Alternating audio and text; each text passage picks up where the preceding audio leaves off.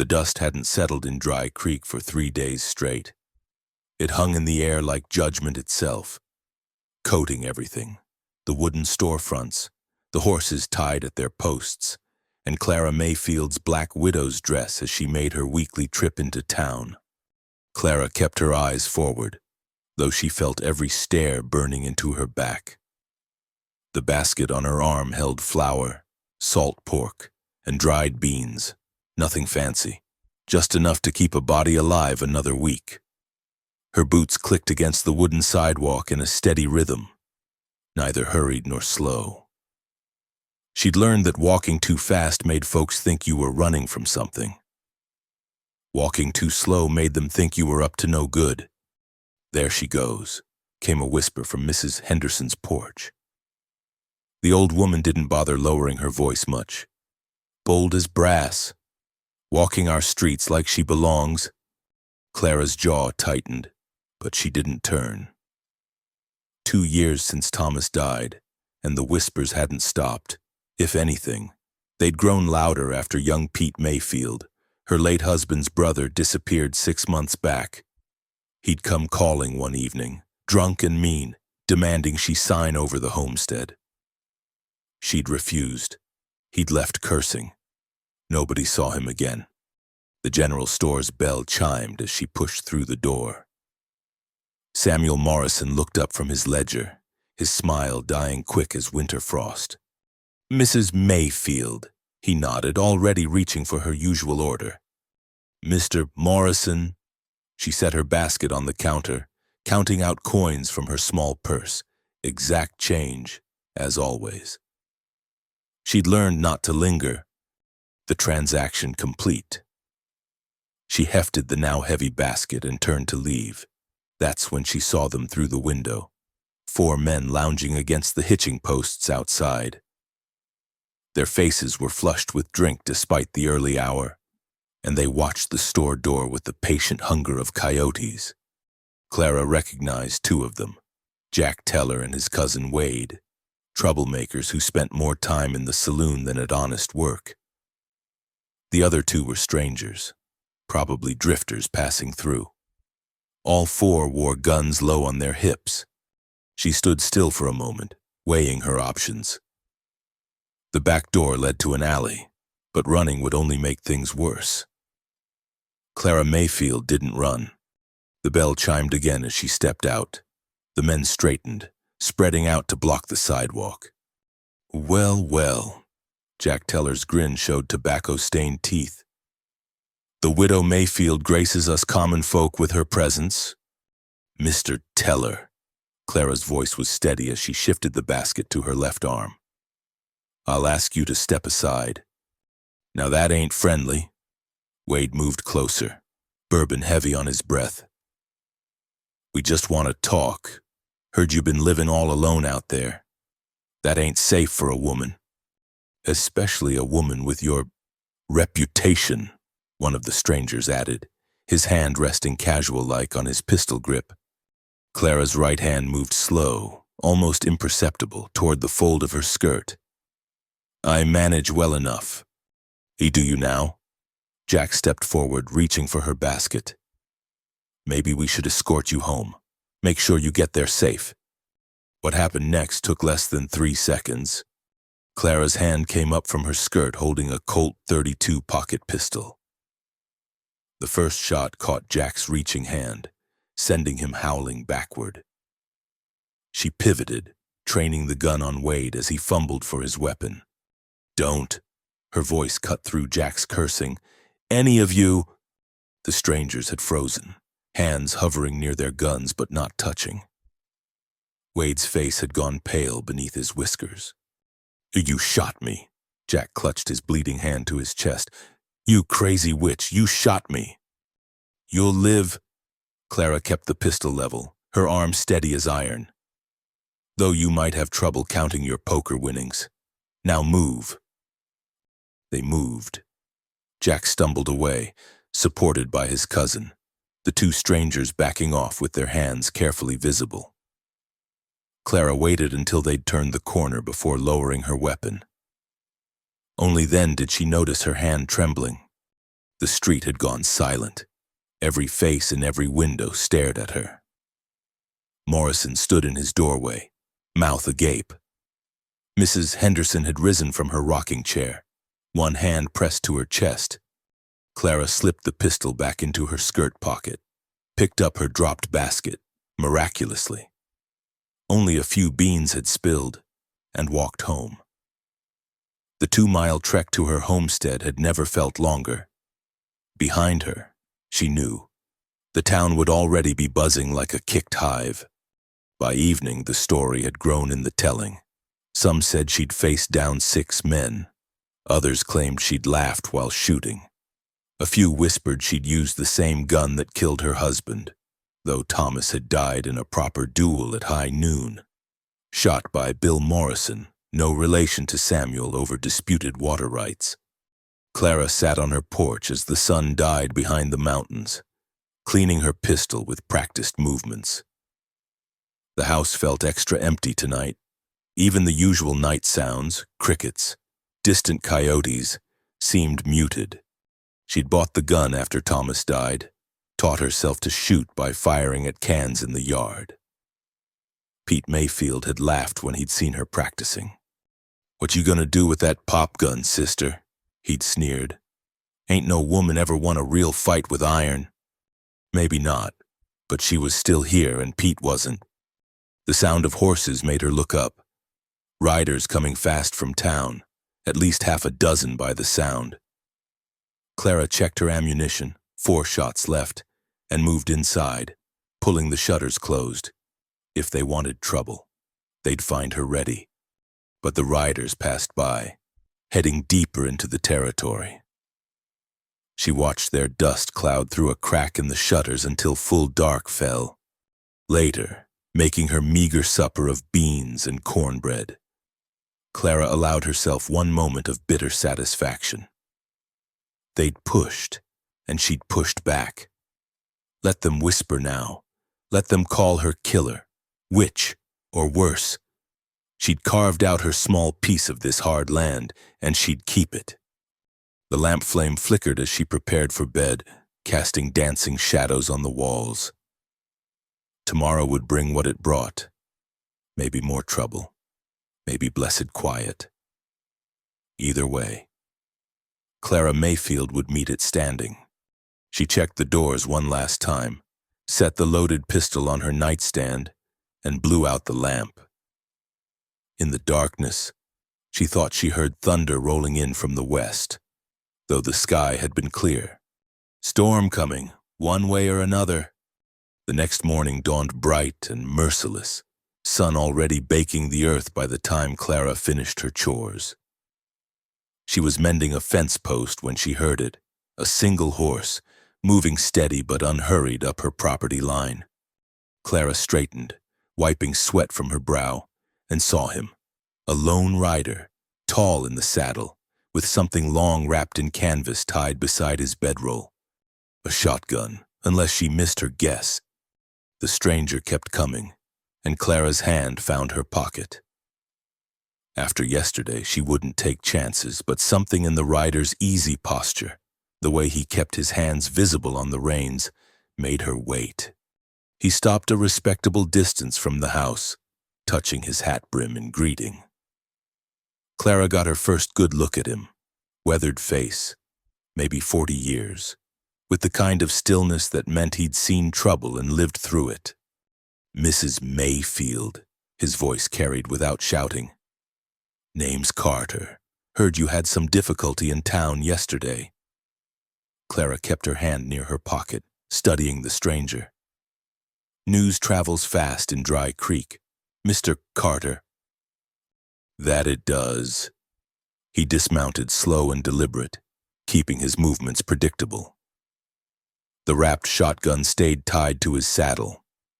"Also heard those 4 might not be done with their foolishness. Thought you might appreciate an extra pair of eyes around the place." "And why would you care about my troubles?" Carter pulled off his hat, revealing hair gone early gray at the temples. "Let's say I don't cotton to men who gang up on women. Never have. I handled them fine on my own. Yes, ma'am, you did. A ghost of a smile crossed his weathered face. But Jack Teller's nursing more than a hurt hand. He's nursing wounded pride, and that makes a man dangerous. Clara considered this. The stranger, Carter, hadn't moved closer to the house. He stood by his horse, patient as stone, letting her make up her mind. I can't pay you, she said finally. Didn't ask for pay. He gestured toward a flat piece of ground near the creek. Mind if I make camp there? I'll keep to myself, help with heavy work if you need it. You don't want me around. Just say the word and I'll move on. The sensible thing would be to send him away. A woman living alone couldn't afford the talk that would come from having a man camping on her property. But then again, what reputation did she have left to protect? There's a lean-to by the creek, Clara heard herself saying. Roof's still good when you can water your horse there. Carter touched his hat brim again. Obliged, Mrs. Mayfield. She watched him lead his horse toward the creek, noting how he checked the surrounding terrain with quick, practiced glances. Whatever else he was, Jedediah Carter was no ordinary drifter. By evening, he'd set up a tidy camp. Clara could see his small fire from her kitchen window as she prepared supper. After a moment's hesitation, she portioned out extra beans and cornbread, carrying them down on a tin plate. Carter stood as she approached. That's kind of you, ma'am, but not necessary. You're helping guard my property. Least I can do is share a meal. She set the plate on a flat rock. Though folks in town will have plenty to say about it. Folks in town seem to have plenty to say regardless. Clara found herself almost smiling. That's true enough. She turned to go, then paused. That shotgun. You know how to use it? Well enough. And the men you've used it on, they usually get back up? Carter's expression didn't change, but something shifted in his eyes. Depends on what they were doing when I used it. Clara nodded, satisfied. Whatever brought Carter to her door, he wasn't playing at being dangerous. He simply was. The next days passed in an odd rhythm. Carter kept his distance, working on repairs around the property without being asked. He fixed the sagging barn door, patched holes in the chicken coop, and chopped enough firewood to last a month.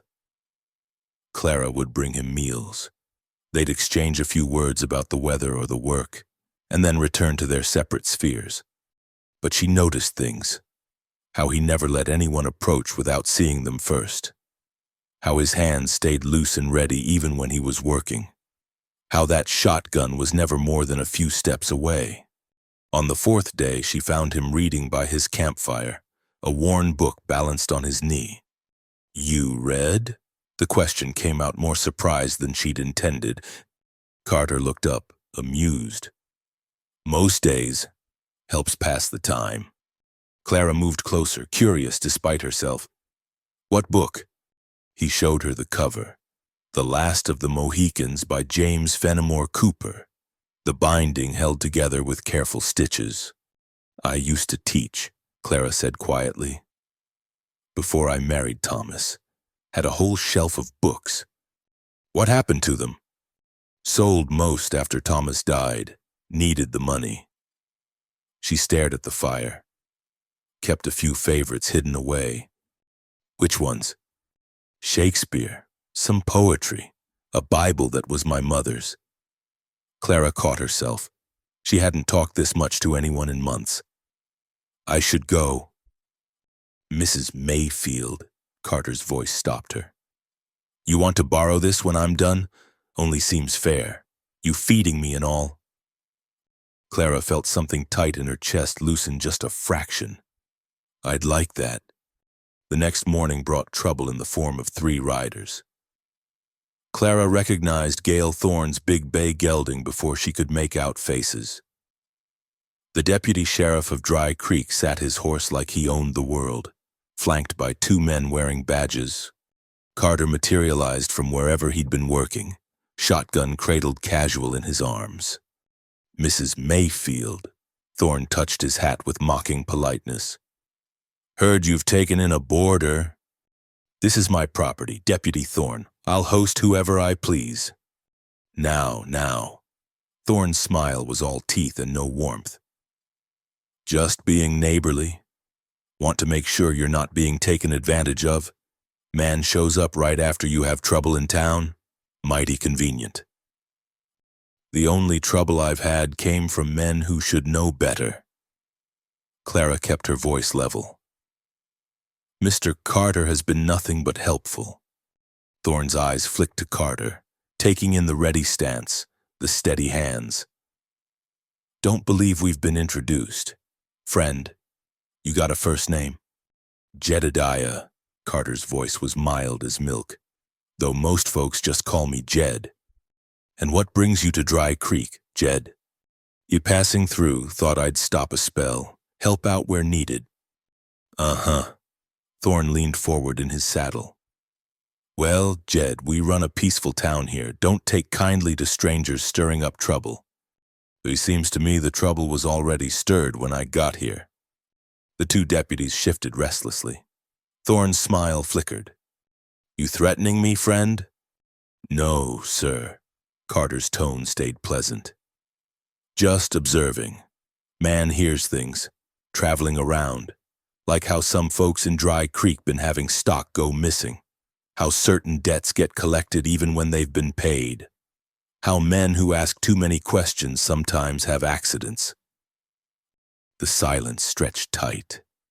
Clara saw Thorne's hand drift toward his pistol, saw Carter's weight shift almost imperceptibly. Careful with those observations, Thorne said finally. Man could find himself in trouble, spreading tales. I'll keep that in mind. Thorne jerked his horse around. You do that, Mrs. Mayfield. You have yourself a pleasant day. Though you might want to be more careful about the company you keep. Your reputation's hanging by a thread as it is. They rode off in a cloud of dust. Clara realized she'd been holding her breath. Well, Carter said mildly, he seems pleasant. Despite everything, Clara felt a laugh bubble up. Deputy Thorne has his own way of keeping the peace. I noticed. Carter watched the dust settle. Also noticed he didn't ask about those men who bothered you. Lawman usually wants to know about shootings in his town. Clara's humor died. What are you saying? Nothing yet. Just observing. He looked at her directly. But I'd bet my horse those boys didn't decide to brace you on their own. Someone pointed them your way. That's a serious accusation. Yes, ma'am, it is. Carter touched his hat.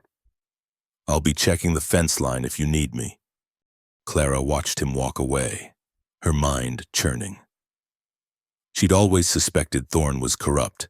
The man collected more in fines than any honest deputy should.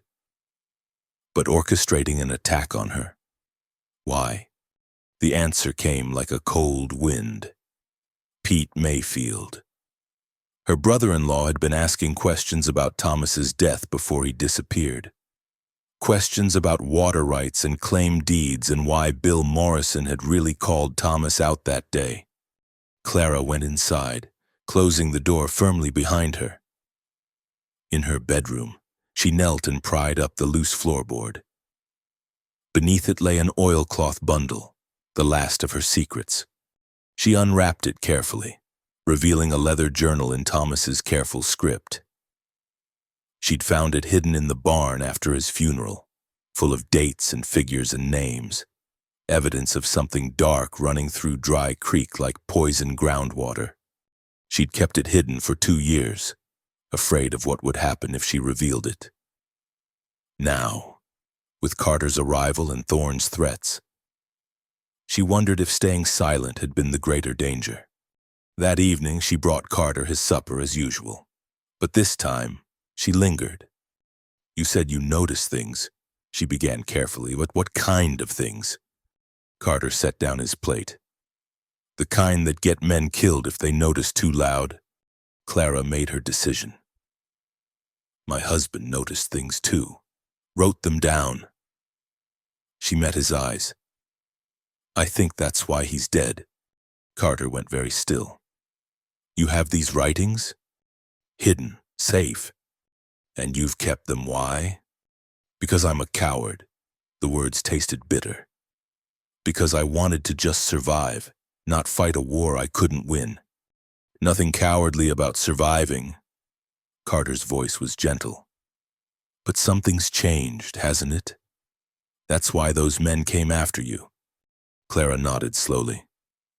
I think Deputy Thorne knows I have Thomas's journal, or suspects. Pete must have said something before he... She stopped, unable to finish. Before he disappeared, Carter finished quietly. How long between his visit and his vanishing? 2 days? And he was asking about your husband's death. Yes? Carter stared into the fire for a long moment. Mrs. Mayfield, I need to ask you something straight. Do you believe Deputy Thorne killed your brother-in-law? The words she'd never dared speak aloud came out in a whisper. Yes. Then we have a problem. Carter stood, suddenly all business. Because if he killed once to keep his secrets, he'll kill again. And right now, you're the biggest threat to those secrets. What do you suggest? First, we need to get that journal somewhere safe. Then, he paused, choosing his words. Then we need to decide if you want justice or just safety. Because those might be two different paths. Clara thought of Thomas, of Pete, of all the small cruelties Thorne had inflicted on Dry Creek. I want both. Carter smiled, and it wasn't a pleasant expression. Then, ma'am, we'd best get to work. The following days brought a strange domesticity to Clara's isolated homestead. By day, she and Carter worked side by side. She showed him Thomas's journal, and together they deciphered the web of corruption it revealed. Altered deeds, forged signatures, water rights sold twice over, all bearing Deputy Thorne's fingerprints, though never his actual name. Your husband was thorough, Carter said one afternoon, studying a page of figures. This shows Thorne skimming from the town treasury for 3 years running. Thomas was good with numbers, Clara's voice caught slightly. Said arithmetic never lied, unlike men. Carter glanced up at her. You miss him. It wasn't a question, but Clara answered anyway. Every day, we weren't a love match. My parents arranged it. But Thomas was kind, honest. He made me laugh. She traced a finger over her husband's handwriting. I think I could have loved him, given time. Time's the one thing we never have enough of. Something in Carter's tone made her look closer. His eyes had gone distant, focused on some memory she couldn't see. You lost someone too, she said softly. Carter was quiet for so long she thought he wouldn't answer. Then, my wife, Sarah. Fever took her 5 years back. Along with our boy, he was 3. Clara's hand moved instinctively toward his, then stopped. I'm sorry. Long time ago. But his voice said otherwise. After they died, I signed on as a tracker for the army. Figured if I kept moving, maybe I could outrun the grief. Did it work? No. He closed the journal carefully. But it taught me to see things others miss. Trail signs, hidden camps. The way guilty men move different from innocent ones. Is that why you stopped here? You saw something? Carter met her eyes. I saw a woman standing alone against 4 men, not backing down an inch. Reminded me that there's still folks worth standing beside. Clara felt heat rise in her cheeks and busied herself with gathering the papers. We should put these back. It'll be dark soon. But as she stood, Carter touched her arm lightly. Clara, he stopped, seemed to reconsider. Mrs. Mayfield, whatever comes next, you need to know it'll likely get ugly. Thorne won't go down easy. I know. She looked at his hand on her arm, work roughened but gentle. That's why I'm glad you're here. That night, sleep wouldn't come. Clara lay listening to the familiar creaks of the house, wondering what Thomas would think of her trusting a stranger with his secrets. Outside, she could see the glow of Carter's campfire, steady as a lighthouse in the dark. She was just drifting off when the sound of horses jerked her awake. Many horses moving fast. Clara grabbed her pistol and crept to the window. In the moonlight, she counted at least 6 riders spreading out around her property. Her blood went cold as she recognized Jack Teller's bulky silhouette. A shotgun blast split the night, Carter's warning shot. "That's far enough, boys." His voice carried clear in the still air. "State your business or move along." "Our business is with the widow," Teller called back. "She owes me for this hand." "Seems to me she already paid that debt. With interest." Clara pulled on her boots and slipped out the back door, circling around through the shadows. She'd be no use trapped inside if shooting started. 5 men for 1 woman? Carter's voice held amusement. Must be some hand she damaged. 6 men, Teller corrected. And we ain't leaving without satisfaction. Then you'll be leaving feet first. Clara reached the corner of the barn where she could see the confrontation. Carter stood in the open, shotgun ready, completely calm. The riders had spread into a half circle, hands on their weapons but not drawn. Yet, she recognized Wade Teller and the 2 strangers from town. The other 2 were Wallace brothers, hired guns who worked cheap and didn't ask questions. "Last chance," one of the Wallace boys said. "Walk away, mister, this ain't your fight." "Made it mine when I took the lady's hospitality." Carter shifted slightly, and Clara saw he'd positioned himself to cover the most dangerous angles. Besides, 6 against 1 just ain't sporting. "Who said anything about 1? Clara stepped out from the barn's shadow, pistol raised. "Evening, gentlemen, bit late for a social call." The riders tensed, suddenly caught between 2 guns. Teller cursed viciously. "I should have known you'd be hiding in the dark like the witch you are." Just being hospitable." Clara kept her voice steady despite her hammering heart. "Though my welcome's wearing thin." "Drop the iron, woman," Wade Teller ordered. "We just want to talk. Men who want to talk don't bring the Wallace brothers." She cocked the pistol audibly. "Now, Mr. Carter suggested you move along. That sounds like good advice." For a moment, the night balanced on a knife's edge. 6 men, hands hovering over guns. Carter with his shotgun, ready to cut down at least 2 before they cleared leather.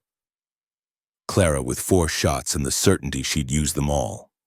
Then hoofbeats sounded from the road, more riders coming fast. "Boss is coming," one of the strangers muttered. "Boss?" Clara's mind raced. Then she saw him, Gale Thorne riding up bold as brass, badge glinting in the moonlight. "What's all this?" Thorne surveyed the scene with theatrical surprise. "Jack, boys, what are you doing on Mrs. Mayfield's property at this hour?" "Just paying a social call, deputy," Teller said, but his voice had lost its swagger. "With guns drawn? That's not neighborly." Thorne turned to Clara. "Mrs. Mayfield, you want to press charges for trespassing?" Clara kept her pistol up, confusion warring with suspicion. "That depends on whether they're leaving." "Oh, they're leaving." Thorne's voice went hard. "Boys, you're drunk and stupid, and get on home before I arrest the lot of you." The riders exchanged uncertain looks. This wasn't the plan, clearly. But whatever hold Thorne had on them was stronger than their confusion. One by one, they wheeled their horses around. "This ain't over," Teller snarled as he passed. "Yes, it is," Thorne said flatly. "You go near Mrs. Mayfield again, you'll answer to me." They rode off, leaving Clara and Carter facing the deputy. Thorne sat his horse easily, smiling like a cat with cream. "Ain't no need to thank me," he said. "Just doing my job." "Since when is your job protecting me?"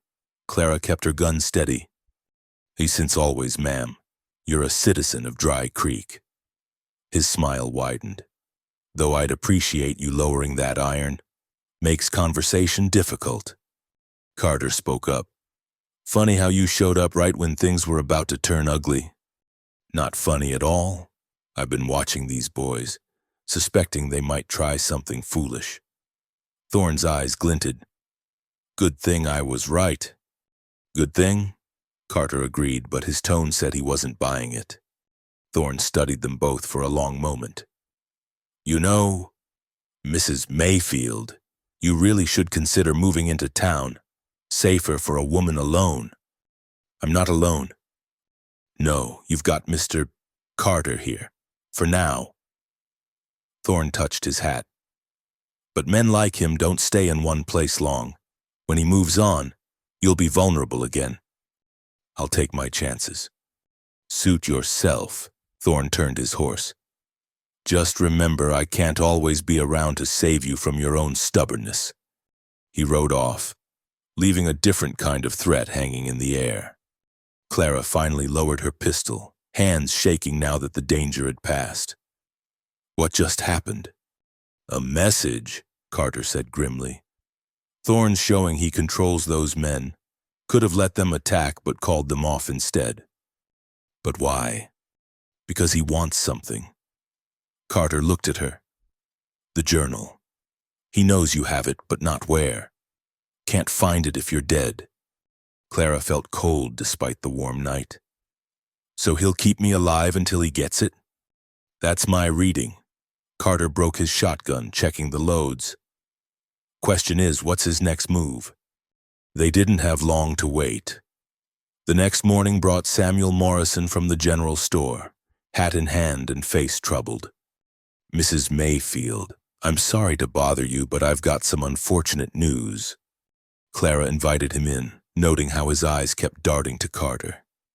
What is it, Mr. Morrison? It's about your account at the store. I've been going over my books, and it seems there's been an error. You owe considerably more than we thought. That's impossible. I pay cash for everything. Yes, well, Morrison squirmed.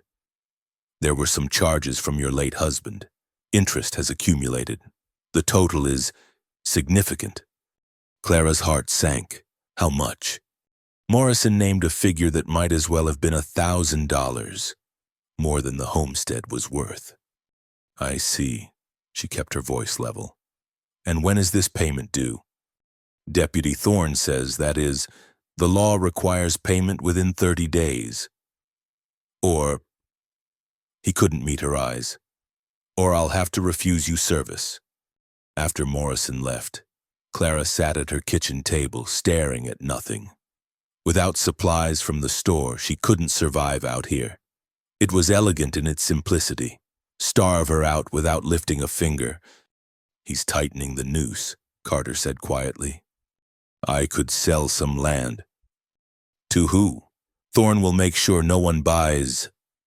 Carter sat across from her. This is about the journal.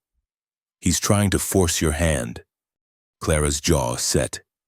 Then he doesn't know me very well. That afternoon she made a decision.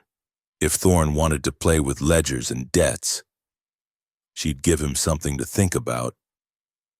She retrieved Thomas's journal and found the pages she needed. Look here, she told Carter. Thomas tracked every payment to Morrison's store, every receipt. The debt Morrison claims doesn't exist. Can you prove it? If Morrison still has his original ledgers, yes, Thomas's figures would match, unless Morrison's altered them recently. Carter studied the entries. Worth a try. But we'll need someone else to witness this. Someone with authority Thorne can't just dismiss. Who? Everyone in town either fears Thorne or works for him. Not everyone. Carter stood. There's a circuit judge due through here soon. Judge Harlan. He's got a reputation for being honest. How do you know about the circuit judge? Carter smiled slightly.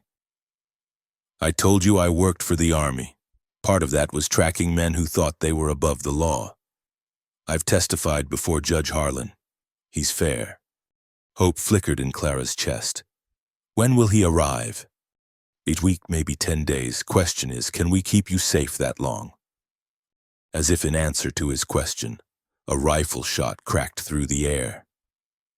The kitchen window exploded in a shower of glass. "Hey, down!" Carter shoved Clara to the floor as another shot whined overhead. Clara crawled to her rifle, propped by the door. "Where are they?" "Ridge to the north. 2 shooters, maybe 3. Carter had his shotgun ready. "Cover the back door. This could be a diversion." They waited, tense seconds stretching into minutes. No more shots came. But Clara could feel eyes on the house, watching, waiting. "Hey, warning shots," Carter said finally. "If they wanted us dead, they had clear targets." More messages from Thorne. Different message this time. Carter's face was grim. He's done playing nice.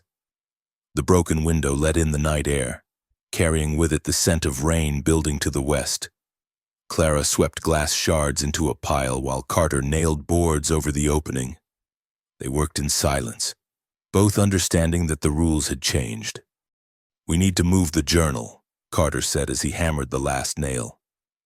"Keeping it here puts a target on this house. Where would be safe? Thorne has eyes everywhere in town." Carter set down the hammer. "I know a place, old line shack about 3 miles north, tucked in a canyon.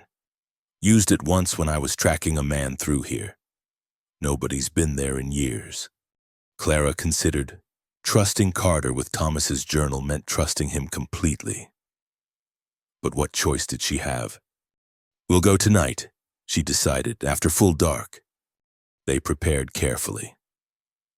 Clara wrapped the journal in oilcloth, then canvas, making it weatherproof. Carter scouted the property, setting up simple alarms, tin cans on wire, boards positioned to creak if stepped on. "Learned this from an old Apache scout," he explained, stringing wire ankle-high between 2 posts. "Man moving in the dark won't see it. Gives us warning." As they worked, Clara found herself watching him. The efficient way he moved, never wasting motion, the careful placement of each trap. This was a man who'd spent years staying alive in hostile territory. "You were more than just a tracker for the army," she said. Carter paused in his work. "Sometimes the army needed things done quiet. Men found who didn't want finding. Problems solved without paperwork. And you were good at it?" "Good enough to stay alive." He tested the wire's tension. "Good enough to hate what I was becoming. That's why I quit." "What changed?" "Tracked a man to a Comanche camp. Orders were to bring him back or kill him. Found out he was a supply sergeant who'd reported his captain for selling rifles to bandits. Captain wanted him silenced." Clara waited, sensing more. "I let him go. Told him to keep riding until he hit Mexico." Carter's voice was flat. "Went back and told the captain his man fell off a cliff. No body to recover. Captain didn't believe me, but couldn't prove otherwise. That was brave. That was the end. Turned in my papers the next week." He finished with the wire and stood. "Been drifting since. Taking work where I could find it. Trying to remember what it felt like to be a decent man." "You are a decent man," Clara said firmly. "You're here, aren't you?" Carter looked at her for a long moment. "Sometimes I wonder if I'm here for the right reasons." Before Clara could ask what he meant, one of the tin cans rattled. They moved instantly, taking positions. Carter at the front window, Clara covering the back. The night had gone still, no crickets, no wind. Just the sound of Clara's heartbeat in her ears. A shadow moved near the barn, then another by the well. "At least 3, Carter whispered. "Maybe more." Clara gripped her rifle tighter. The warning shots earlier had been just that, warning. This felt different. This felt final. A torch flared to life near the chicken coop, then another by the woodshed. Fire, Clara breathed. They meant to burn her out. Stay here. Carter was already moving. Cover me from the window. Jed, no. But he was gone, slipping out the side door like smoke. Clara positioned herself at the window, trying to track his movement, but he'd vanished into the darkness. A man's scream split the night, followed by the boom of Carter's shotgun. One torch fell, sputtering in the dirt. Clara saw a figure running for the barn and led him with her rifle, squeezing off a shot that sent him diving for cover. More muzzle flashes erupted from multiple directions. Clara fired at each one, not trying to hit but to keep heads down, give Carter room to work. She could hear men shouting, cursing, their planned ambush falling apart. Another scream, this one cut short. The second torch went out. Pull back, someone yelled, sounded like Wade Teller. Wait, pull back, damn you! Horses thundered away into the night. Clara kept her rifle ready, counting heartbeats, waiting for a trick. Instead, Carter's voice came from near the barn. I clear, I'm coming in. He materialized from the darkness, shotgun broken open for reloading. In the lamplight, Clara saw blood on his shirt. You're hurt. Not mine. His expression was stone. They won't be back tonight. Left two behind who won't be going anywhere ever again. Clara felt no sympathy for the dead men. They'd come to burn her home, maybe kill her in the process. Did you recognize them? Wallace brothers. Thorne sent his best and lost them. Carter reloaded methodically. He'll be desperate now. A desperate man makes mistakes. Or does something terrible. Clara checked her ammunition, running low. We need to move that journal tonight. They'll be back with more men. Carter nodded. Get what you need. We ride in 10 minutes. Clara packed quickly. The journal, ammunition, some food. She added Thomas's Navy Colt to her arsenal, strapping the gun belt around her waist. When she emerged, Carter had both horses saddled. They rode out under a sliver of moon, taking a winding route through the hills. Carter led, reading the trail by instinct and starlight. Clara followed, trusting his judgment. The journal pressed against her chest in its protective wrapping. The line shack sat in a narrow canyon, built into the rock face so it was nearly invisible until you were on top of it. Carter lit a candle, revealing a single room with a crude fireplace and a few pieces of broken furniture. Not much, but it's shelter. He pulled up a floorboard near the hearth. Hidden space here. Unless someone knows to look, they'll never find it. Clara handed over the journal, watching him nestle it carefully in the space. He replaced the board, scattering dust to hide the seams. Now what? She asked. Now we wait for Judge Harlan, and we stay alive. Carter checked the shack's single window, studying the approaches. They'll search your house, find nothing, might buy us time. I can't hide forever, Jed. That's my home. Not suggesting you hide. Just stay smart. We'll head back before dawn. Make it look like we never left. He turned from the window. Clara, I need to ask you something. What's in that journal that has Thorne so scared? Clara sat on a rickety bench. Records of bribes, names, dates, amounts, proof that Thorne and several others have been stealing land through forged documents. But the worst part, she met his eyes.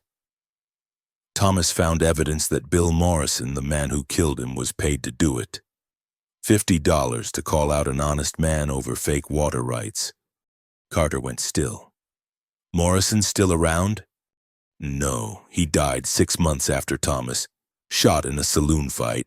They said. Clara's smile was bitter. Convenient, wasn't it? And dead men tell no tales. Carter sat beside her. Thorne's cleaning house. Your brother-in-law probably figured out the same thing. Pete was no angel, but he loved his brother. When he found out Thomas was murdered for profit. Clara shook her head. He wanted blood. I begged him to let it go, but he wouldn't listen. And now you're the last loose end." They sat in silence, the candle flame dancing between them. Outside, a coyote howled, answered by another. "My wife kept a journal," Carter said suddenly. "Wrote in it every night. Little things, what flowers bloomed, what our boys said that made her laugh. After they died, I couldn't bear to read it. Burned it with everything else." Clara touched his hand gently. "I'm sorry. Sometimes I wish I'd kept it. Might remember her voice better." He turned his hand palm up, fingers closing around hers. "Other times I'm glad it's gone. Holding on to the past is like holding on to hot iron. Burns you worse the longer you grip it." "Then why are you helping me hold on to mine?" Carter looked at her, and for the first time since he'd arrived, she saw past his careful control. Saw the loneliness, the guilt, the need for something clean and right in a world gone dark. "Because your past deserves justice, and because—" He stopped, jaw working. "Because when I saw you face down those men in town, I remembered what courage looked like. Made me want to be the man I used to be, before the war and the killing took it out of me." Clara's heart was racing, but not from fear. "Jed." He pulled back gently. "We should go. Dawn's not far off." The ride back was quiet, both lost in thoughts. They slipped onto Clara's property as the eastern sky showed the first hint of gray. The dead men were gone. Thorne had sent someone to clean up, apparently. "Get some rest," Carter said as they unsaddled the horses. "I'll keep watch." "When did you last sleep?" "I'll manage." Clara caught his arm. "We're partners in this. That means sharing the burden. You take the bed for a few hours. I'll watch." He started to protest, saw her expression, and nodded. 2 hours, then you wake me." She watched him head inside, then settled on the porch with her rifle. The sun rose slow and red, painting the desert in shades of blood and gold. Somewhere out there, Thorne was planning his next move. But for now, in this moment, Clara felt something she hadn't experienced since Thomas died. She wasn't alone. The morning brought unexpected visitors, but not the kind Clara feared. A buckboard rolled up carrying Reverend Mills and his wife Martha, along with Doc Brennan. Clara stood, rifle ready, until she recognized their faces. "Mrs. Mayfield," the Reverend called out. "We've come to check on you. Heard there was trouble last night." Clara glanced at Carter, who'd emerged at the sound of voices. His hand rested casual-like near his pistol. "Reverend, Mrs. Mills, Doc." Clara nodded to each. "This is unexpected." Martha Mills climbed down from the buckboard, her usual stern expression softer than normal. "We heard shooting, and other things. Thought you might need help. Or medical attention," Doc Brennan added, eyeing the boarded window. Clara studied them carefully. In 2 years, none of these people had shown her any kindness. "Why now?" Reverend Mills seemed to read her thoughts. "I know we haven't been neighborly, but what's happening now isn't right. A woman shouldn't have to fort up in her own home." "What changed your minds?" Carter asked bluntly. Martha Mills spoke up. "That Morrison boy came to my kitchen door last week, the youngest one, Timothy. Told me his brother Bill confessed something before he died, about being paid to kill a man." Clara's breath caught. "Timothy said that?" "He did. Then Deputy Thorne showed up, said the boy was touched in the head, talking nonsense." Martha's jaw set. "But I knew Timothy Morrison for a clear-headed boy. If he says his brother confessed, I believe it." "Where's Timothy now?" Carter asked. "Gone," Doc Brennan said quietly. "Left town 3 days ago. His mother said he went to stay with relatives, but she was crying when she said it. Another witness vanished. Clara felt anger building in her chest. How many more would Thorne silence? We can't stand against Thorne directly, Reverend Mills said. But we can make sure you're not standing alone. Martha brought food. Doc has medical supplies, and He pulled out a worn Bible.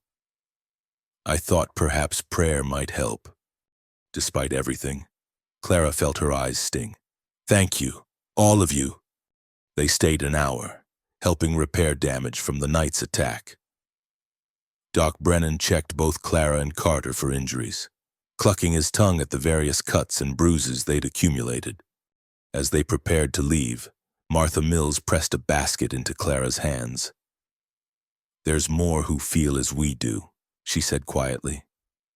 Thorne's pushed too hard for too long. People are starting to push back.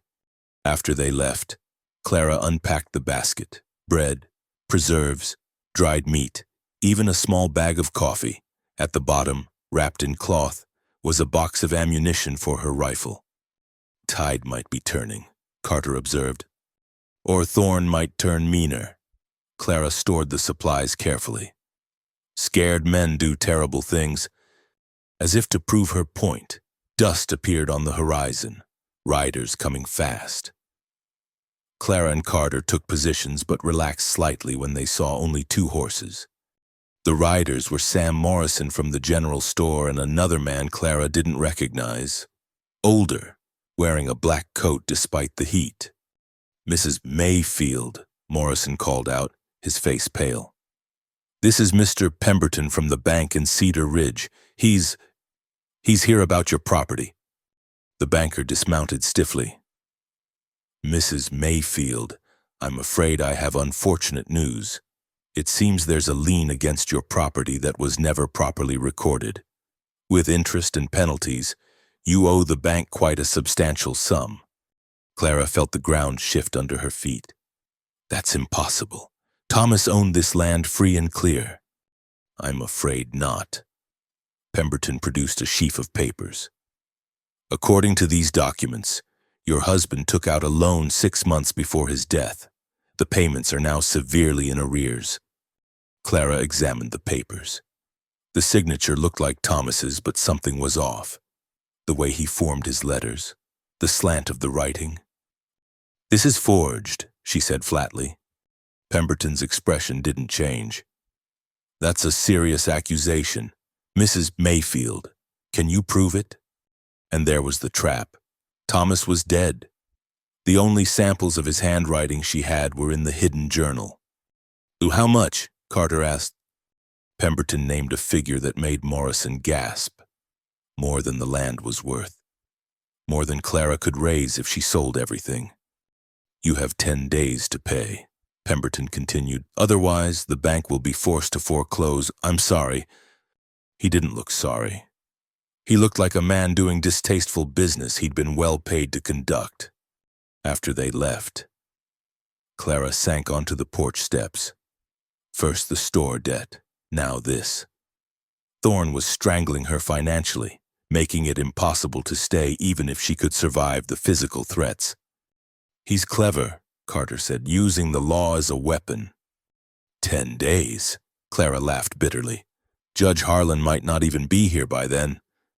Then we make our own law. Carter's voice had gone hard. I've been patient, playing defense. Time to take the fight to Thorne. How? Man like him has his own secret, his own weaknesses. Carter smiled, and it wasn't pleasant. Tonight, I do some tracking, see what I can find. It's too dangerous. If Thorne catches you, then you'll know I found something worth killing me over. He checked his weapons. Keep the doors barred. Anyone tries to get in, you shoot first and feel bad about it later. Clara wanted to protest, but she saw the determination in his eyes. This was what he did, hunt dangerous men in dangerous places. Be careful, was all she said. He touched her cheek briefly. Always am. Then he was gone, vanishing into the gathering dusk like he'd never been there at all. The storm hit just after midnight, rolling in from the mountains with sheets of rain and lightning that turned night into fractured day. Clara paced her small kitchen, rifle within reach, listening to the thunder and wondering if Carter had found shelter.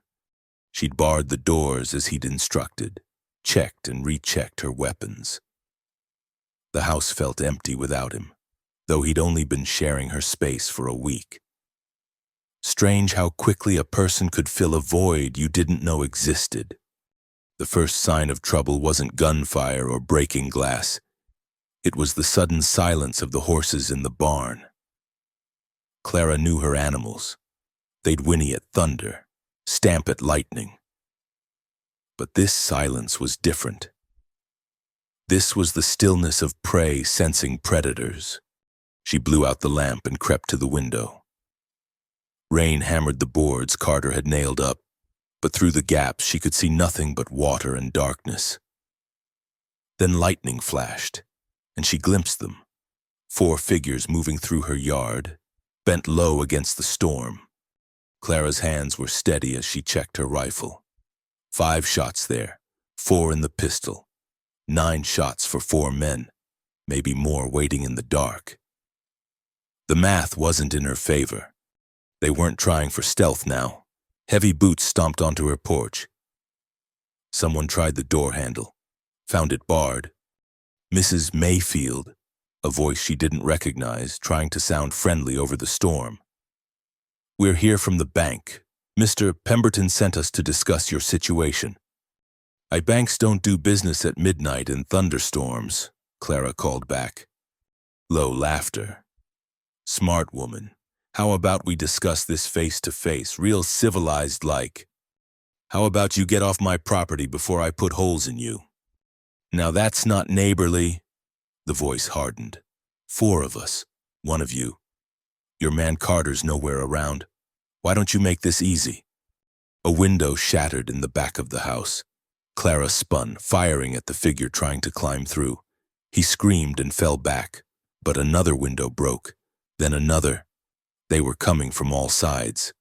Clara backed into the corner, giving herself clear shots at both the front door and the hallway to the bedrooms. The door shuddered under heavy impacts. They were trying to break it down. She fired through the door at chest height. A man cursed, but the battering continued and more glass breaking. How many windows did she have left? The door splintered inward. Clara shot the first man through, watched him crumple. But another was right behind, diving low, rolling. Her shot went high.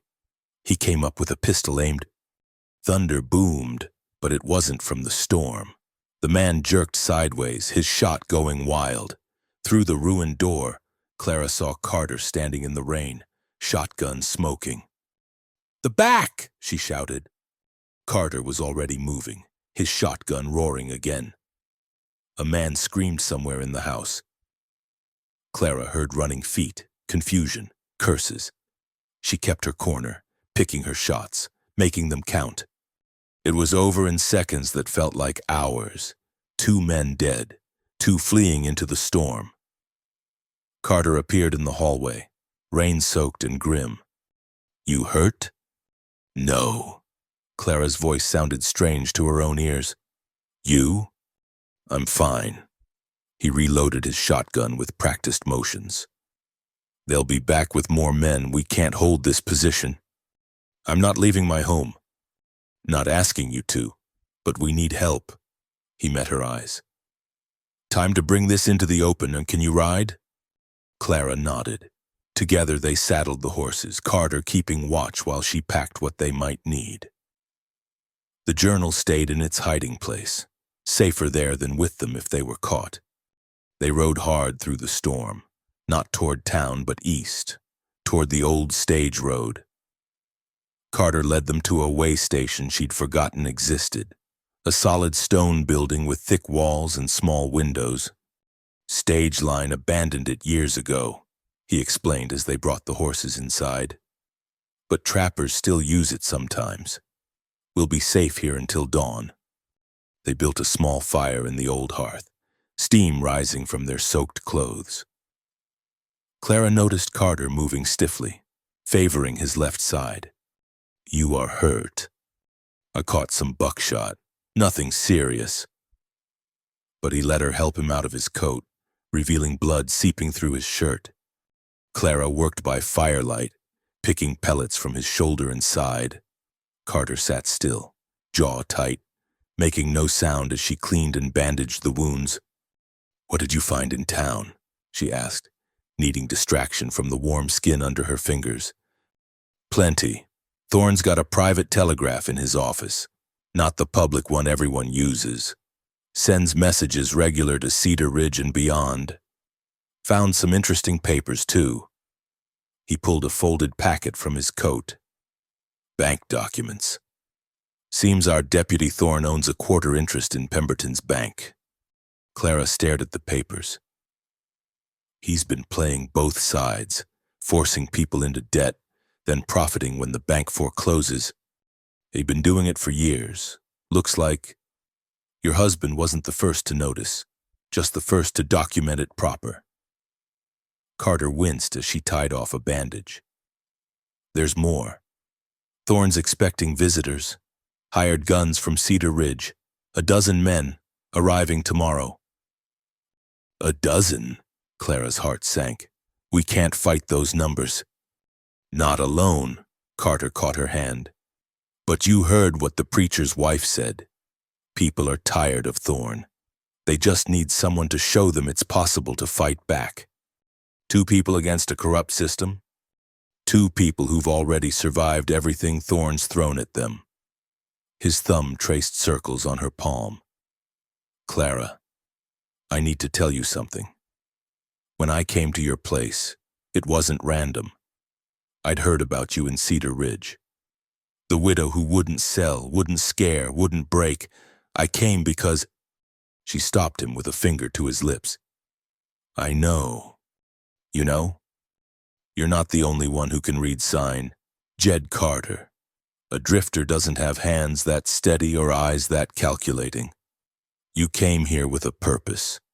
She smiled slightly. "I just hoped that purpose included helping me." "It does now." He pulled her closer. "Whatever else brought me here, I'm staying for you." The fire crackled between them and the storm outside. For a moment, the danger felt distant, held at bay by stone walls and something growing between them that neither had expected. "When this is over," Carter said quietly. "When Thorne's dealt with and you're safe. What then?" Clara considered. "I don't know. For 2 years, all I've thought about was surviving each day. Haven't dared think about what comes after. Maybe it's time to start." She looked at him, this dangerous, gentle man who'd walked into her life with a shotgun and a willingness to stand beside her. Maybe it is. Dawn came gray and watery, the storm blown out but clouds still heavy. They rode back toward town, but Carter led them on a circling route that brought them to a rise overlooking Dry Creek. "Hey there," he pointed to dust clouds on the main road. "Thorne's reinforcements." Clara counted riders, 12, maybe 14, all armed. They rode in formation, military style, not like ordinary hired guns. "Professionals?" Carter said. "This is going to be a massacre if we're not smart. What do you suggest?" "We need the town on our side, and we need Judge Harlan here sooner than expected." He turned his horse. "Time to call in a debt." They rode to the telegraph office, not the public one, but a private line maintained by the mine company 2 miles outside town. The operator, a young man named Phillips, went pale when he saw them. "Mr. Carter, Mrs. Mayfield, I can't," Deputy Thorne said. "Deputy Thorne just brought in over 12 hired killers," Carter said calmly. "You want to be on his side when the federal judge arrives and starts asking questions about illegal telegraphs and forged documents?" Phillips swallowed hard. "What do you need?" "To send this message to Fort Stockton." Carter handed him a paper. "Priority? And Phillips?" Thorne asks. "You never saw us." As they left, Clara asked, What was the message? A calling in help. Man I used to ride with is stationed there. If he gets the message in time. Carter shrugged.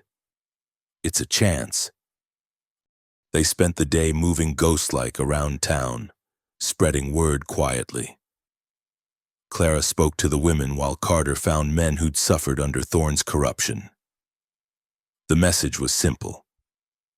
Meeting tonight, Old Church. Time to stand together or fall separately.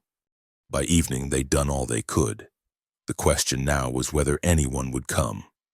The abandoned church sat at the edge of town, its whitewash peeling, windows dark. Clara and Carter arrived early, lighting a few lanterns, checking exits in case this was a trap. Whatever happens, Clara said, I want you to know. Save it, Carter smiled. We're both walking out of this. You can tell me after. The first to arrive was Reverend Mills and his wife, then Doc Brennan, then others, slipping in by ones and twos. Morrison from the general store, the blacksmith, Peterson, the school teacher, Miss Catherine Wells. Men and women who'd kept their heads down for years, now raising them to see who else had found courage. By full dark, nearly 30 people filled the old pews. Not everyone Clara had hoped for, but more than she'd expected. Reverend Mills stood first. We all know why we're here. Gale Thorne has held this town in fear for too long. The question is, what do we do about it? What can we do? Morrison asked. He's got the law, the guns, and now a small army. He's got badges and bullets, Carter said, stepping into the lamplight. But we've got something stronger, truth. Mrs. Mayfield's husband documented years of Thorne's crimes, enough to see him hanged. If we live long enough to show a judge, someone muttered. Judge Harlan will be here in 2 days. Carter continued. We just need to survive until then. Survive? The blacksmith stood. Thorne's men rode through town like they owned it, made clear what happens to anyone who stands against them. Then we stand together, Clara spoke up. My husband tried to fight alone and died for it. My brother-in-law tried the same. But if we all stand at once... They can't kill the whole town, Miss Wells finished. Is that what you're suggesting? Open rebellion? I'm suggesting we defend ourselves, Clara said. Thorne plans to burn me out tomorrow night. Make an example. But what if I'm not alone? What if the whole town says no more? Silence stretched. Then Martha Mills stood. I lost a son to Thorne's justice, accused of rustling. No trial, just a rope. I've held my tongue for 3 years. No more. My brother lost his farm to fake debts, another man said. Drove him to drink, then an early grave. I'm with you. One by one, others stood. Not all, some slipped out quietly, too frightened or too invested in the current system. But most stayed. Most stood. Then we'd best make plans, Carter said, because tomorrow Thorne will come with everything he's got. And we'll be ready. They talked until midnight, organizing defenses, distributing weapons from Peterson's forge, setting up signals. It wasn't much against professional killers, but it was a start. As the meeting broke up, Miss Wells approached Clara. I knew your husband. He was a good man. Tutored my students in arithmetic when I was ill. I remember. I should have spoken at his funeral, should have questioned the circumstances. The teacher's eyes were bright with unshed tears. I was a coward. We all were, Clara said gently, but not anymore. Outside, the night air was cool and clear. Stars wheeled overhead, indifferent to human struggles. Carter walked Clara to her horse, then caught her arm. There's something else. The message I sent, it wasn't just for help. I told them about Thorne's telegraphs, the forgeries, all of it. Even if we fail tomorrow, the word is out. Federal marshals will come eventually. Eventually might be too late for us. Maybe, but Thorne's finished either way. He just doesn't know it yet. Carter helped her mount. Get some rest. Tomorrow's going to be a long day. Where will you be? Around. Got some preparations to make. He touched her stirrup. Clara, whatever happens tomorrow, I'm glad I found you. She leaned down and kissed him, quick and fierce. Still planning to tell me after? Count on it. She rode home alone. But for once, she didn't feel lonely. Behind her, the town that had shunned her for 2 years was finally awakening. Tomorrow would bring violence and possibly death, but it would also bring hope. The day dawned clear and still, the kind of morning that made the desert beautiful and terrible all at once. Clara stood on her porch, watching the sun paint the mountains gold, knowing this might be her last peaceful moment. She'd spent the pre-dawn hours preparing. The journal was safe in its hiding place. Her weapons were cleaned and loaded. She'd even put on her best dress, the blue one Thomas had loved. Because if this was her last day, she'd meet it with dignity. The first riders appeared around noon. Not Thorne's hired guns, but townspeople, Reverend Mills and Doc Brennan, followed by others who'd pledged support the night before. They came armed with whatever they had, hunting rifles, old pistols, even Peterson the blacksmith with his hammer. He figured you shouldn't face this alone, Reverend Mills said simply. By mid-afternoon, 23 people had gathered at Clara's homestead. They worked together to fortify the place, overturning wagons for cover, filling water barrels, positioning shooters.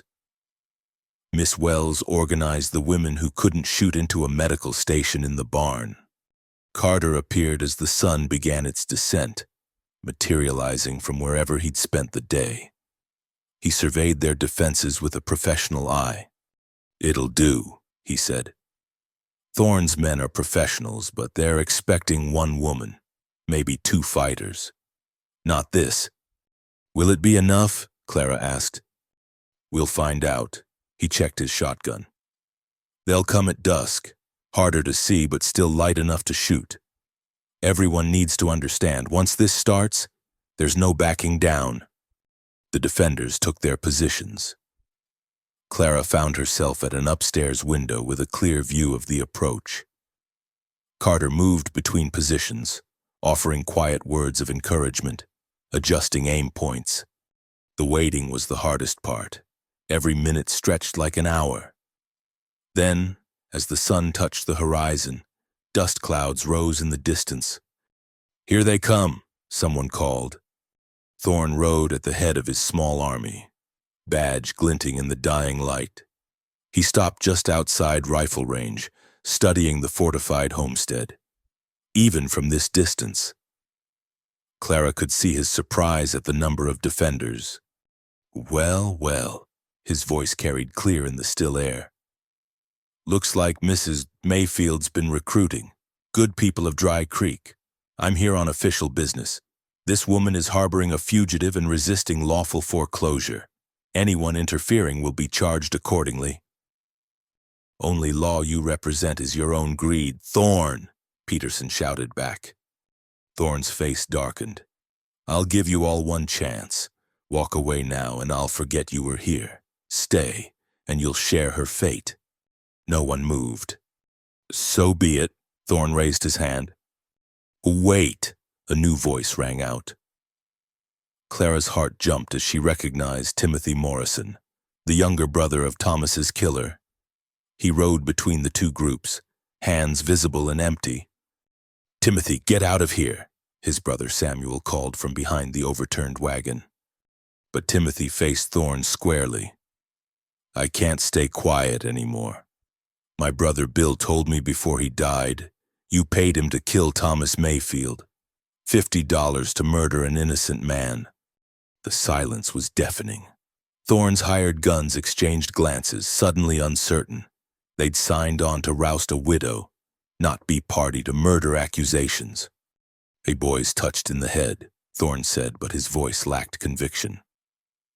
"Everyone knows that." "I'm not touched," Timothy's young voice cracked with emotion. Bill wrote it down, gave me the paper before he died, told me to hide it, said you'd kill me too if you knew. Where is this paper? Carter called out. Timothy reached slowly into his coat. Thorne's hand went to his gun.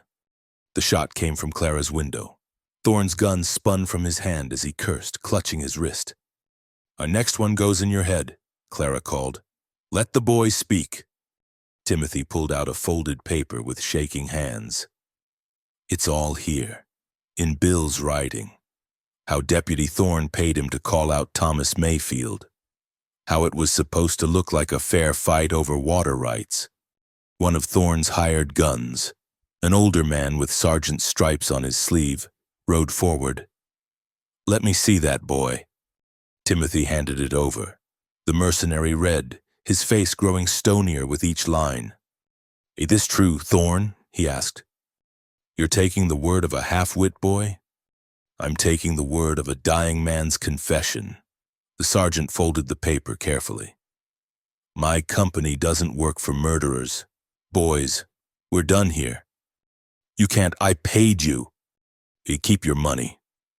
The sergeant wheeled his horse around. And maybe find yourself a new line of work.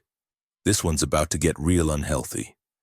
Half the hired guns followed him, riding away without a backward glance. The others milled uncertainly, caught between their employer and their conscience. Thorne's face had gone purple with rage. Fine, I'll handle this myself. The rest of you earn your pay or join them in the ground. What happened next would be debated in Dry Creek for years. Some said Clara fired first. Others claimed it was Thorne. But suddenly the air filled with gunfire, smoke, and shouting. Clara worked her rifle methodically, picking targets, trying not to think about the fact she was shooting at human beings. Below, Carter's shotgun boomed repeatedly, devastating at close range. The battle was chaos. Thorne's remaining men were better shots, but the defenders had cover and desperation. Clara saw Peterson go down, clutching his shoulder, saw Mrs. Mills dragging him to safety while her husband laid down covering fire. Then she saw Thorne himself, dismounted, working his way toward the house with 2 men. They were trying to flank the defenders, get inside where the fighting would be close and brutal. Clara left her window, running downstairs. She met them at the back door, Thorne and his men bursting in just as she arrived. For a moment, they all froze. Then everything happened at once. Clara shot one man, ducked as Thorne fired, felt the bullet tug at her dress. The third man's shot went wild as Carter appeared behind them, shotgun roaring. When the smoke cleared, 2 men were down. Thorne stood with his gun pointed at Clara's head, Carter's shotgun aimed at his back. Appears we have a standoff, Thorne said. His fine clothes were dusty, his badge tarnished with smoke. You shoot me, I shoot her. You're finished, Thorne, Carter said calmly. Your men are running. The town's against you. Judge Harlan will be here tomorrow. Then I've got nothing to lose. Thorne's finger tightened on the trigger. Might as well take the witch with me. Clara saw it in his eyes, the moment when rage overcame reason. Saw his finger start to squeeze. Time slowed to honey. The shot was impossibly loud in the enclosed space. Clara flinched, waiting for the impact. But it was Thorne who staggered, looking down in shock at the spreading red stain on his chest. Behind him, Timothy Morrison stood in the doorway, his brother Bill's old Navy Colt smoking in his young hands. That's for making my brother a murderer, Timothy said quietly. Thorne fell to his knees, then forward. His badge clattered across the floor, coming to rest at Clara's feet. Outside, the gunfire was dying down. Thorne's remaining men, seeing their leader fall, threw down their weapons or fled. The battle was over. Clara stepped over Thorne's body and into the yard. The sun had set, leaving everything in purple twilight. She counted their losses, 3 wounded, including Peterson, but none dead. It seemed impossible they'd survived. Carter appeared at her elbow, reloading his shotgun out of habit. You all right? I think so. She looked around at the defenders, these ordinary people who'd found extraordinary courage. We did it. You did it? He corrected. You stood first? They followed? Judge Harlan arrived the next morning, earlier than expected, accompanied by 2 federal marshals. He was a small, neat man with sharp eyes that missed nothing. The town gathered in the church, the proper one this time, to hear testimony. One by one, people spoke. Timothy Morrison, his voice steady now, told of his brother's confession. Samuel Morrison produced his original ledgers, showing the forgeries in the accounts. Others came forward with stories of extortion, intimidation, violence. Clara presented Thomas's journal, explaining each entry, showing the pattern of corruption that had poisoned Dry Creek for years. Deputy Thorne is beyond earthly justice, Judge Harlan said finally. But his co-conspirators are not. Banker Pemberton, you're under arrest for fraud and conspiracy. There will be others as we investigate further. He turned to Clara. Mrs. Mayfield, all debts and liens against your property are hereby vacated as fraudulent. You're free to live in peace. The relief was overwhelming. Clara felt her knees weaken, but Carter's hand steadied her. Furthermore, the judge continued, this town needs new leadership. Mr. and Carter, I understand you have experience in law enforcement? Carter looked surprised. Some, Your Honor. Would you consider serving as sheriff until proper elections can be held? Carter glanced at Clara, a question in his eyes. She nodded slightly. I'd be honored, Your Honor. The crowd erupted in approval. After years of fear, Dry Creek was free. That evening, Clara stood on her porch, watching the sunset paint the desert in shades of gold and crimson. The house felt different now, still empty of Thomas, but no longer haunted by injustice. Carter joined her, moving with the easy familiarity of someone who belonged. Sheriff Carter, she said, trying out the title, has a nice ring to it. It's just temporary, until they find someone permanent. Maybe they already have. He looked at her. That would mean staying, putting down roots. Would that be so bad? No, he said quietly. It wouldn't be bad at all. They stood together, watching night settle over the desert. Tomorrow would bring new challenges, rebuilding trust, establishing real law, healing old wounds. But tonight, there was peace. You never did tell me, Clara said, Mo, what you were planning to say after we survived. Carter smiled. Well, we survived, so I guess I can say it now. He took her hand. Clara Mayfield, you're the strongest, most stubborn woman I've ever met. You faced down an entire town's prejudice and a corrupt system, and never once backed down. Any man would be proud to stand beside you. Just any man? Hey, this man specifically? He pulled her closer. If you'll have me. Clara thought of Thomas, of the life they'd never had the chance to build. He would want her to be happy. She knew. Would want her to grab whatever joy this hard land offered. I suppose the sheriff will need somewhere to live, she said. I suppose he will. And this house is too big for one person. Far too big. She smiled. Then I guess you'd better move your things from that lean-to. Winter's coming, and I won't have you freezing by the creek. Carter laughed, the sound rich and warm in the cooling air. Yes, ma'am. Inside the house, lamplight glowed warm against the windows. Outside, the first stars appeared in the darkening sky, and somewhere between the two, Clara Mayfield, widow, survivor, fighter, finally found her way home. The church bells rang clear and true that Sunday morning, a sound that hadn't been heard proper in Dry Creek for years. Under Thorne's shadow, even worship had felt tainted. But now, 3 days after the battle at Clara's homestead, The whole town seemed to breathe easier. Clara sat in a pew she hadn't occupied in 2 years, Carter beside her wearing his new sheriff's star. Around them, the congregation filled every seat, faces that had once turned away now nodding in greeting. The change was dizzying. Reverend Mills stood at the pulpit, his voice strong. We gather today not just for worship, but for witnessing, for too long. This town lived in fear. We let evil flourish through our silence. But courage, like faith, can spread from one heart to many. After the service, people lingered outside, reluctant to give up this new sense of community. Martha Mills approached Clara with a group of women. We've been talking, Martha said. The town needs healing and needs to remember what it means to be neighbors. We thought perhaps a gathering, a real celebration of our freedom. What kind of gathering?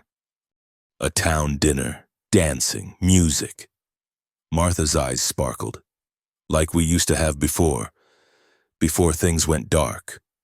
Clara felt a flutter of the old anxiety.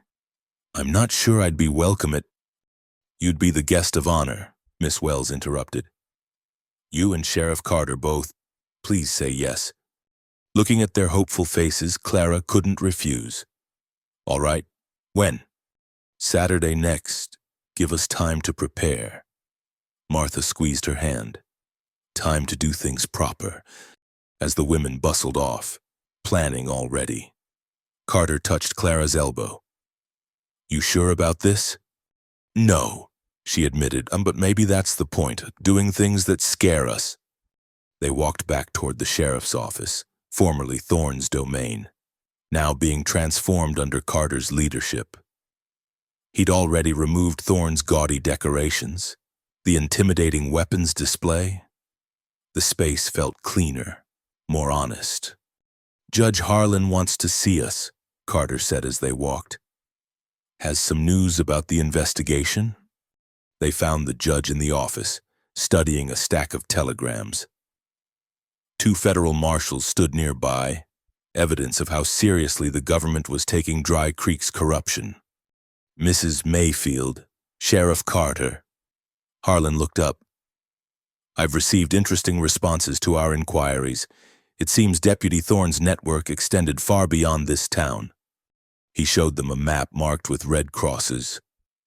Every mark is a town where similar schemes operated. Fake debts, forged documents, murdered opposition. Thorne was part of something larger. How large? Carter asked. We're still determining that, but we've arrested 17 men so far, with more warrants pending. Harlan's expression grew grave. Mrs. Mayfield, your husband's journal has become crucial evidence. His meticulous records are helping us unravel years of crime. Clara felt a mix of pride and sorrow. Thomas would be glad to know his work mattered. It matters more than you know. Which brings me to another point. The judge pulled out an official-looking document. The federal prosecutor's office wants to offer you a reward. There's a standing bounty for evidence leading to the conviction of organized criminal enterprises. He named a sum that made Clara's breath catch. More money than she'd see in a lifetime of ranching. I don't know what to say. Say yes, Carter advised quietly. You've earned it, and Thomas earned it with his courage. Clara thought of all the lean years, the nights she'd gone to bed hungry to save money, the pride that had kept her from accepting charity. This was different. This was justice paying its debt.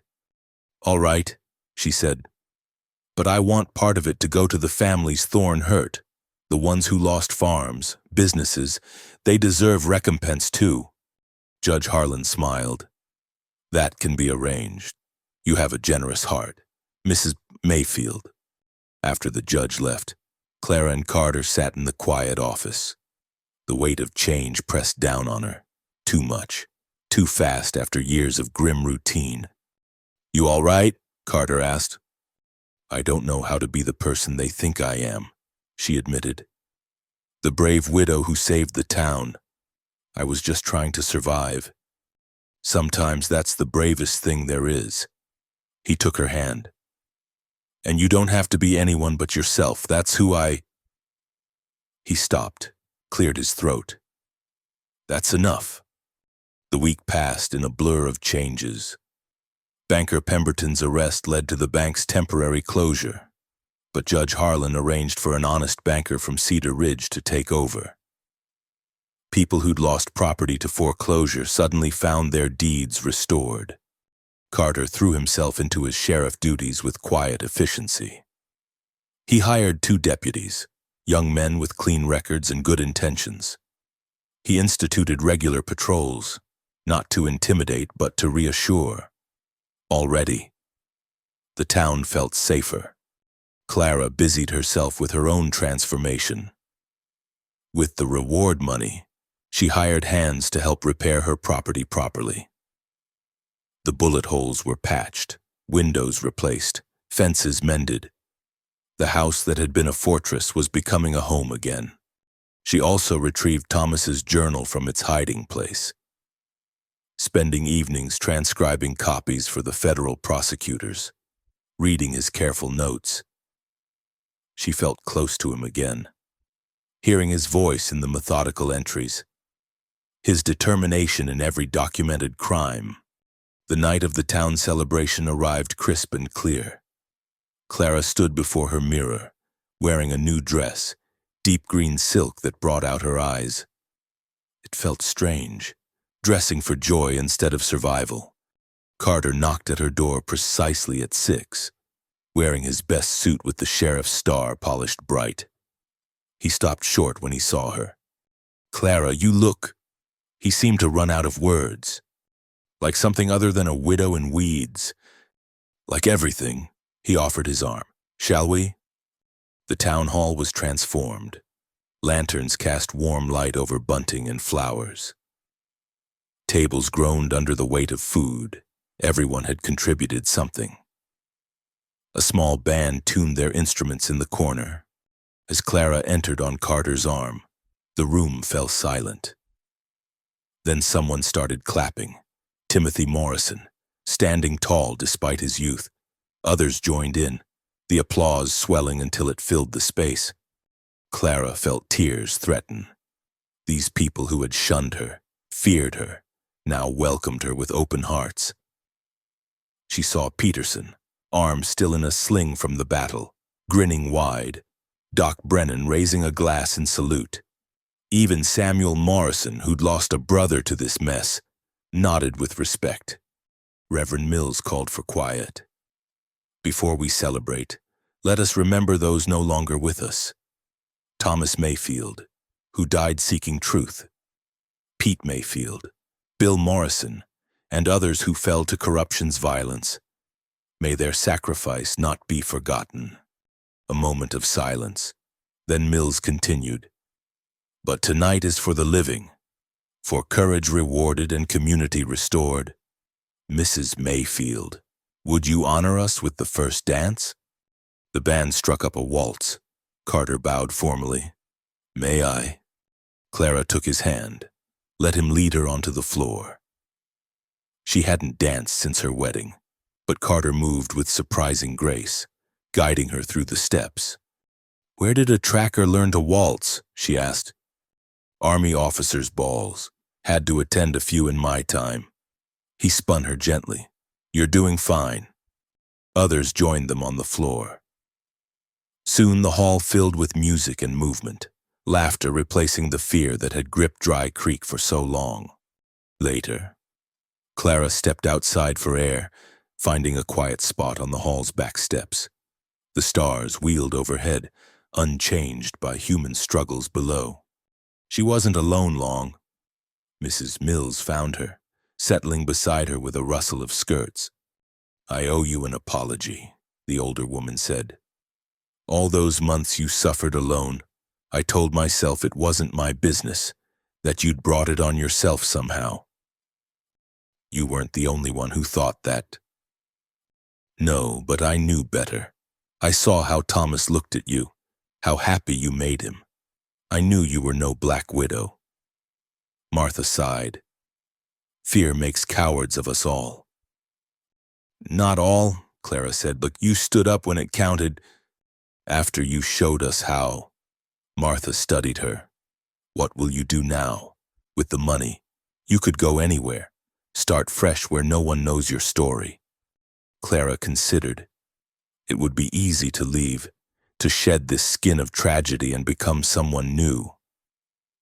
But inside the hall, she could hear Carter's laugh, deep and rare.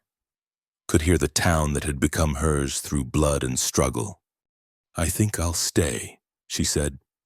"This is home now, all of it, the good and the bad." Martha smiled. "I'm glad. The town needs you, and that sheriff of yours needs you too, though he'd probably die before admitting it." As if summoned, Carter appeared in the doorway. "There you are. They're calling for you inside." "For what?" "Speech, apparently. The guest of honor traditionally says something." Clara groaned. "I'm no speaker." "You stood before a room full of people and convinced them to fight," Carter reminded her. "Speaking comes easier than that. Inside." The crowd quieted as Clara took the small stage. All those faces turned toward her, some still bearing the marks of battle, all carrying the weight of what they'd survived together. "I'm not one for speeches," she began. Thomas was the one with words. He could make numbers sing and truth ring clear as church bells. "I'm just a woman who got stubborn when pushed." A few chuckles from the crowd. "But if I've learned anything these past years, it's that one person's stubbornness isn't enough. Evil flourishes when good people stay silent." It took all of us, standing together to bring light back to Dry Creek. She found Carter's eyes in the crowd, drew strength from his steady gaze. "We've all lost something to get here. Friends, family, innocence. But we've gained something too. The knowledge that we're stronger together than apart. That courage isn't the absence of fear, but action in spite of it." Clara raised her glass of cider. To Dry Creek, to new beginnings, and to never forgetting that the price of peace is vigilance. The toast echoed through the hall. Then the band struck up again, livelier this time, and the celebration resumed with renewed energy. Carter found her as the evening wound down. "Fine speech." "Liar, I was terrified." "Couldn't tell." He hesitated. "Clara, I've been thinking about what you said, about staying." Her heart stuttered. "And?" "A sheriff needs roots, needs to be part of the community he serves." He took her hands. "What I'm trying to say, badly, is that I want to stay too. Not just as sheriff, but with you." "Jed Carter, are you proposing?" "I'm suggesting proposing comes later when I can do it proper." His smile was crooked. "But yes, eventually. If you'll have me." Clara thought about the empty years behind her, the uncertain years ahead. Then she looked at this man who'd walked into her life with a shotgun and changed everything. "I suppose we should discuss terms," she said. "The house needs work, the ranch needs hands, and I won't give up my independence just because—" He kissed her, stopping the flow of words. When they parted, both were breathless. "Terms accepted," he said. "All of them. Even the ones you haven't thought of yet." Inside, the band played one last song, slow and sweet, a melody for endings and beginnings. Clara leaned against Carter's shoulder, watching their neighbors dance, feeling the solid weight of his presence. "No regrets?" he asked. "None," she said, and meant it. The stars continued their ancient dance overhead, indifferent to human joy and sorrow. But below, in a small town that had found its courage, two people who'd thought themselves beyond love discovered that some endings were really beginnings in disguise. And in the morning, when the sun painted the desert gold and the church bells rang the hour, Dry Creek would wake to find itself not just free but whole. The widow would tend her ranch, the sheriff would walk his rounds, and life, so long held hostage by fear, would flourish again in all its messy, glorious complexity. The story of the lonely widow who fought off 4 men had become legend. But the better story, the one the town would tell for generations, was of what came after. How courage called to courage, how love grew in the most unlikely ground, and how a town found its soul in the most unexpected places. Spring came early to Dry Creek that year, painting the desert in unexpected colors. Purple lupines carpeted the hills, and the old cottonwood by Clara's well burst into green glory. It seemed fitting that the land itself was celebrating new life. Clara stood in her garden, hands deep in freshly turned soil, planting the seeds she'd ordered from back east. Tomatoes, squash, beans, practical things, but also flowers, marigolds and zinnias, purely for beauty. 2 years ago, she wouldn't have dared such optimism. "Mrs. Mayfield?" She turned to find Timothy Morrison at her gate, hat in hand. The boy had grown inches since that night he'd stood up to Thorne, his face losing its childhood softness. "Timothy, what brings you out here?" "Sheriff Carter sent me, ma'am. Said to tell you there's a meeting at the church and something important." Clara brushed dirt from her hands. "What kind of meeting?" "Don't rightly know, but near everyone's heading there. The sheriff said to make sure you came." Curious and slightly concerned, Clara changed from her gardening clothes and rode into town. The church was indeed packed, voices buzzing with speculation. She found Carter at the front, talking with Judge Harlan, who she thought had left weeks ago. "What's happening?" she asked. Carter's expression was unreadable. "The judge has news," wanted everyone to hear it together. Before she could press further, Reverend Mills called for order. Judge Harlan took the podium, his neat appearance unchanged despite his weeks of investigation. "Citizens of Dry Creek," he began, "I've returned because our investigation has uncovered something significant, something that affects you all." He paused, letting tension build. "We've traced the corruption network to its source, a consortium of wealthy men in San Francisco and Denver who've been systematically stealing land across the frontier, using men like Thorne to force sales, then buying cheap through shell companies." Murmurs rippled through the crowd. "These men have been arrested, their assets frozen, which means—" Harlan smiled. "All the property they stole is being returned, and there's a substantial fund for restitution." The murmurs became exclamations. Clara saw tears on faces of families who'd lost everything. "Furthermore," Harlan continued, "the federal government is establishing a new policy.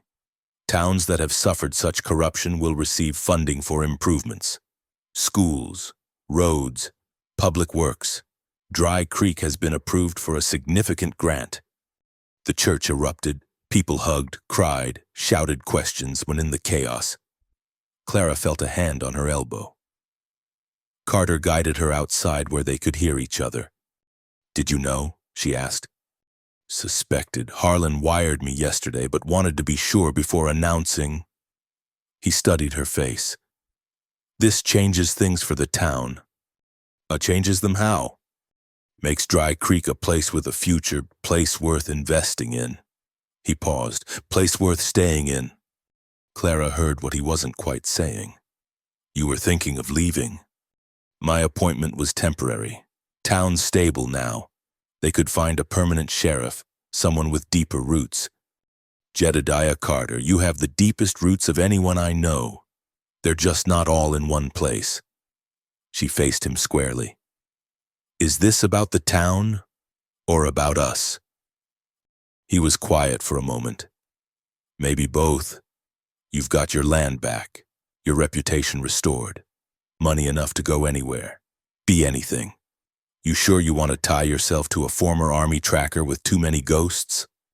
I'm sure I want to tie myself to the man who stood by me when no one else would, who taught me that surviving alone isn't the same as living. She took his hands. The question is whether you want to tie yourself to a stubborn widow who attracts trouble like flowers attract bees. Clara. He pulled her closer. I've been running from my past for 5 years, trying to outride the guilt, the memories. Then I found you, and for the first time, I wanted to stop running. Want to build something instead of just passing through.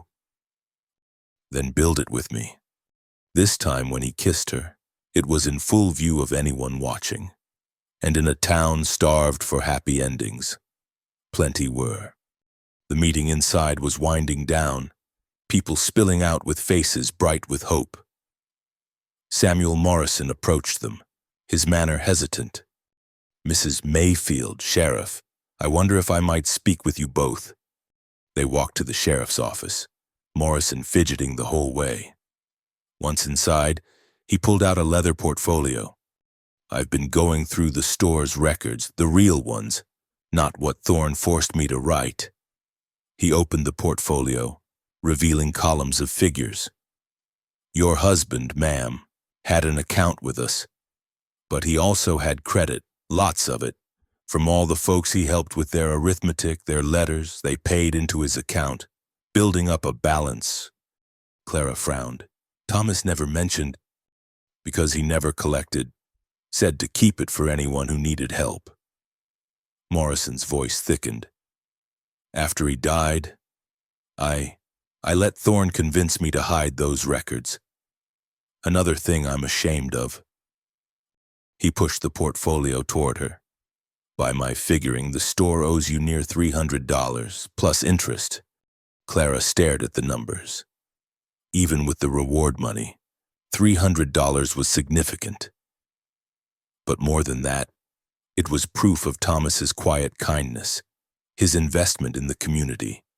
Thank you, Samuel, for bringing this forward. It's the least I could do. He stood to leave, then turned back. Oh, and Sheriff, that package you ordered came in on yesterday's stage. After Morrison left, Clara looked at Carter curiously. Package? Something I've been working on. He seemed suddenly nervous. Walk with me? They strolled through town, noting the changes already beginning. Peterson had a crew clearing lots for new construction. Miss Wells was posting notices about expanding the school. Hope was becoming action. Carter led her to a small house on a quiet street, one of the few nice ones Thorne hadn't managed to steal. It had a porch facing east, windows that caught the morning light, and a garden plot already fenced. What do you think? He asked. It's lovely. Whose is it? It could be ours. He pulled out a deed. I put a deposit down, pending your approval. Thought maybe, if we're going to do this proper, we should start fresh. Your place holds a lot of memories, not all of them good. Clara studied the house, imagining curtains in the windows, flowers in the garden. A place without bullet holes or bloodstains. A place for new memories. You want me to leave my land? Never. Keep the ranch, hire good men to work it, but maybe live here in town, be part of the community full-time. He watched her anxiously. Unless you think it's too soon, or... It's perfect. She meant it. The ranch would always be part of her, but it didn't have to be her prison. When? When what? When are you going to propose properly? Because I'm not moving into a house with a man I'm not married to. I've given this town enough to gossip about. Carter laughed, reaching into his pocket. Well, since you mention it... He dropped to one knee right there on the street, pulling out a small velvet box. Inside was a ring, not flashy, but solid and real, with a small diamond that caught the light.